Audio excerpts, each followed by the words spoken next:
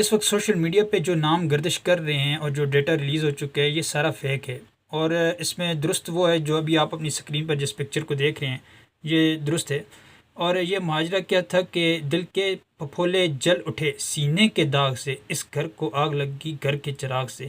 آپ نے ایک محاورہ اور جملہ سنا ہوگا کہ آستین کا سانپ۔ اس منظر کو دیکھنے کے بعد آپ اچھی طرح سمجھ لیں گے کہ آستین کا سانپ کسے کہتے ہیں۔ اٹلی کے علاقے کلابیرا میں 4 افراد کو آگ لگا کر جو ہے جلا کے راکھ کر دیا گیا، شہید کر دیا گیا۔ شہید میں اس لیے کہہ رہا ہوں کہ اللہ کے نبی نے فرمایا تھا صاحب الحریق فہو شہید، جو جل کے یا جلس کر مر گیا وہ شہید ہے۔ اب ان کا قصور کیا تھا؟ ان کا قصور صرف اتنا تھا کہ یہ دیار غیر میں اپنے بچوں کے مستقبل کے لیے محنت کر رہے تھے کہ انہیں بے گناہ اور بے دردی کے ساتھ قتل کر دیا گیا۔ من قتل نفسا بغیر نفس او فساد فی الارض فکأنما قتل الناس جمیعا، سورہ مائدہ۔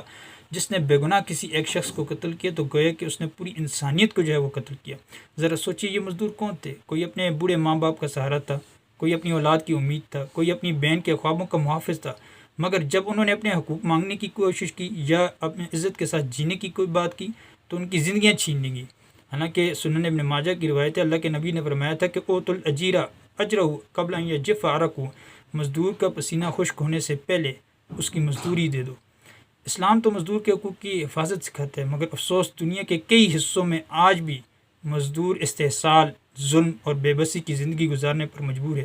یہ واقعہ صرف 4 افراد کا نہیں ہے، یہ ہر اس محنت کش کی داستان ہے جو گھر والوں کی خوشیوں کے لیے اپنے وطن کو چھوڑ دیتا ہے۔ آج سوال صرف یہ نہیں کہ قاتل کون ہے، بلکہ سوال یہ ہے کہ دنیا کب جاگے گی۔ اللہ تعالیٰ محرومین کی مغفرت فرمائے اور ان کے اہل خانہ کو صبر جمیل عطا فرمائے اور دنیا بھر کے مظلوم مزدوروں کی حفاظت فرمائے۔